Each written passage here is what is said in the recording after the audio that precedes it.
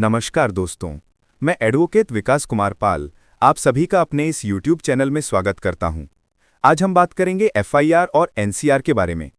जब कभी कोई अपराध गठित होता है, जैसे मारपीट, हत्या, लड़ाई झगड़ा, गाली गलौज या किसी सामान का गुम जाना या चोरी हो जाना, तब आम नागरिक को केवल इतना पता होता है कि यदि कोई अपराध घटित हो तो उसकी जानकारी पुलिस को दी जाए।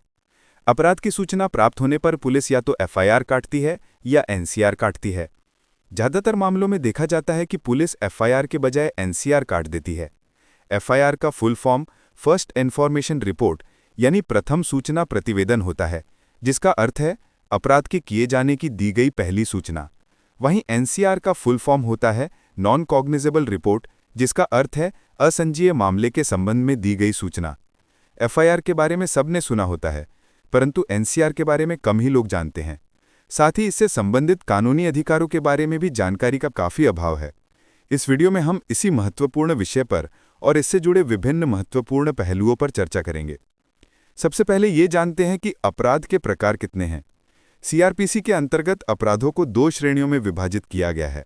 नंबर 1 संज्ञेय अपराध और नंबर 2 असंज्ञेय अपराध। नंबर 1 संज्ञेय अपराध आमतौर पर जो अपराध गंभीर किस्म के होते हैं उन्हें CRPC के तहत संज्ञेय अपराध की श्रेणी में रखा गया है।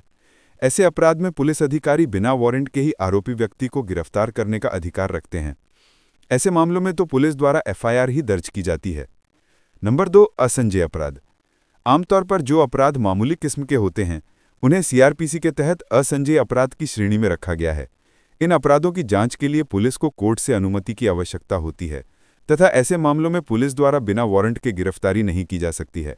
ऐसे मामलों में पुलिस को दी गई सूचना को ही एक रजिस्टर में दर्ज किया जाता है, जिसे NCR काटना कहा जाता है। अब बात करते हैं कि क्यों करानी चाहिए FIR। तो अपराध के हो जाने के बाद पुलिस को उस अपराध में एक्शन लेने, सबूत जुटाने, अपराधी को गिरफ्तार करने और पीड़ित को संरक्षण प्रदान करने का सबसे बेहतर हथियार FIR ही है। अपराध के गठित होने के तुरंत बाद जितनी जल्दी हो सके अपराध के होने की सूचना निकटतम पुलिस स्टेशन में दी जानी चाहिए। भारतीय नागरिक सुरक्षा संहिता 2023 की धारा 173 और धारा 154 CRPC में पुलिस थाने के भारसाधक अधिकारी यानी SHO को ये दायित्व सौंपा गया है कि वो ऐसी सूचना को एक रजिस्टर में दर्ज करे, जिसे FIR रजिस्टर कहा जाता है। सूचना दर्ज करने के पश्चात सूचना देने वाले का हस्ताक्षर उस पर लिया जाता है और उसकी एक निःशुल्क प्रति सूचना देने वाले को भी दी जाती है। FIR अपराध को साबित करने के लिए भारतीय साक्ष्य विधि के तहत एक सुसंगत दस्तावेज भी माना जाता है। अब बात करते हैं कि NCR क्यों करानी चाहिए। तो कुछ लोगों का यह भी मानना है कि NCR कराने का कोई फायदा नहीं है, जबकि ये गलत धारणा है। NCR दर्ज कराने के कुछ महत्वपूर्ण फायदे हैं, जैसे अगर सिम कार्ड, क्रेडिट या डेबिट कार्ड, ड्राइविंग लाइसेंस इत्यादि के गुम हो जाने पर उनका गलत इस्तेमाल हो सकता है, तो ऐसी स्थिति में NCR की कॉपी के आधार पर अपना बचाव किया जा सकता है। इसके साथ ही गुम हुए कुछ दस्तावेजों को दोबारा बनवाने के लिए NCR जमा करानी पड़ती है। और कई बार तो ऐसा होता है कि छानबीन के दौरान पुलिस द्वारा गुम या चोरी हुए सामान की रिकवरी कर ली जाती है। ऐसी परिस्थिति में NCR की कॉपी के आधार पर वो सामान शिकायतकर्ता को दे दिया जाता है। अगर आप NCR से संतुष्ट नहीं हैं तो क्या करें?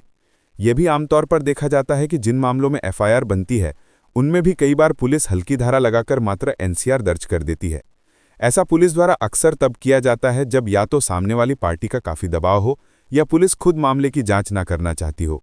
ऐसी परिस्थितियों में संबंधित न्यायिक दंडाधिकारी प्रथम श्रेणी के कोर्ट के समक्ष भारतीय नागरिक सुरक्षा संहिता 2023 की धारा 175 की उपधारा 3 या CRPC की धारा 156 की उपधारा 3 याचिका लगाई जा सकती है, जिसमें कोर्ट से प्रार्थना की जा सकती है कि पुलिस को उस मामले में FIR दर्ज करने के आदेश दिए जाएं। ऐसी याचिका पर कोर्ट मामले की गंभीरता को देखते हुए आदेश जारी करती हैं।